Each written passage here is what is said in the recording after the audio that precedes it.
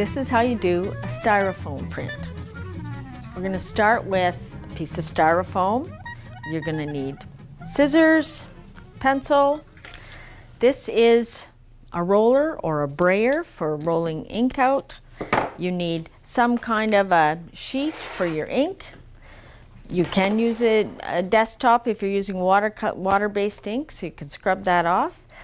I also have pastels here, soft chalk pastels, and you can use tissue paper.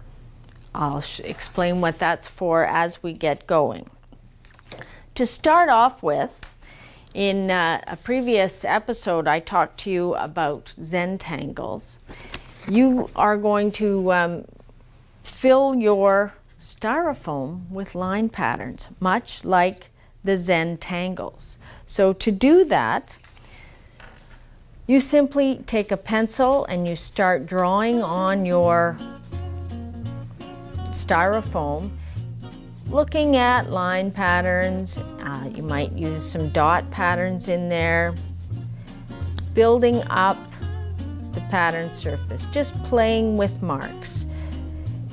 The idea of pattern is repetition, so if you're working with students and you want them to have something that is aesthetic, you want to make sure they are repeating their marks all around the area. So you're filling your space with pattern.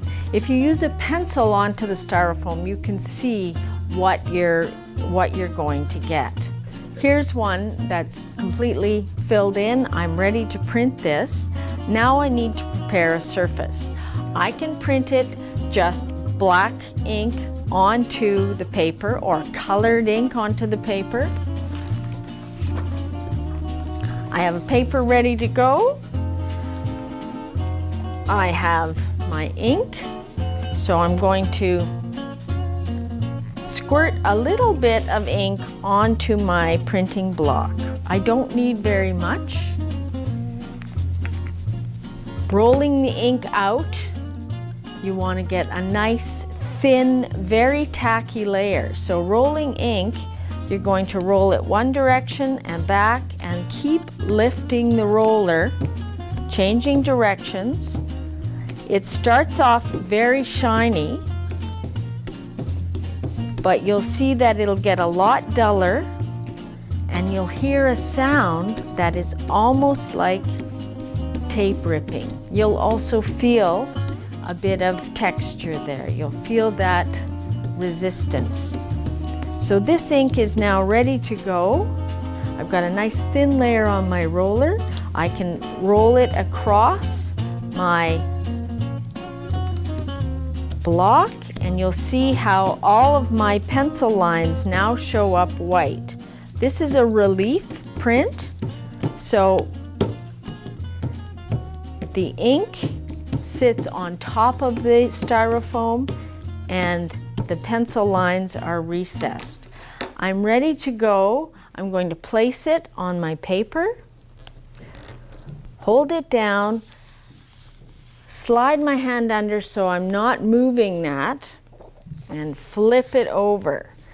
Now, at this point, I can use a scissor handle as a burnisher, or I could use a wooden spoon, anything with a fairly smooth surface. Another thing that I can use to burnish a print would be a glue bottle edge. These are ideal. So I just want to make sure I've made a really good contact with the whole plate. I can see a little bit the design coming through the back. Then I peel my paper away and I have made a styrofoam print. Now that on its own is kind of interesting, but if I want to add interest to that, I can prepare a paper with cut out pieces of tissue, and I can color on it with chalk pastel or soft pastel. If I'm going to do the soft pastel, I should take a paper towel and just rub that in a little bit so that I'm not going to make a mess with the chalk. So having done that, I can re-ink my plate. I might need a little more ink. Re-ink my plate and print it over both of those so you get a sense of what color looks like underneath.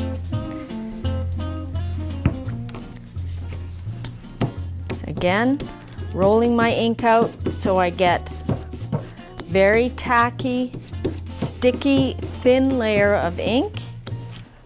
I roll across the plate, making sure it's well coated. And I place it over. I'm going to put it over this tissue paper first. And again, I hold it in place as I flip it over. Find a tool that I can rub that print with.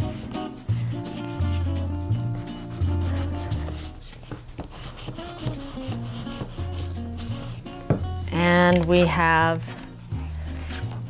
that same print with a little bit of color behind it. This next one, I want to show you how you can take this design and print it over a stencil. So if I wanted to do a fall leaf, I've cut a paper with a stencil shape in it. I re-ink my plate. Oops.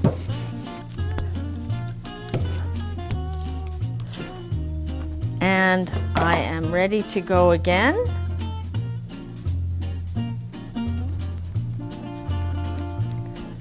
Whoops, I have to flip the paper over. And press that print.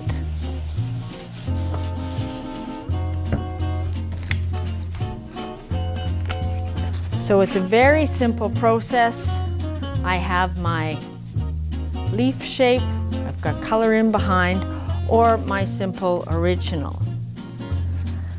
And that is Styrofoam printmaking. These little blocks can be rinsed off and reused.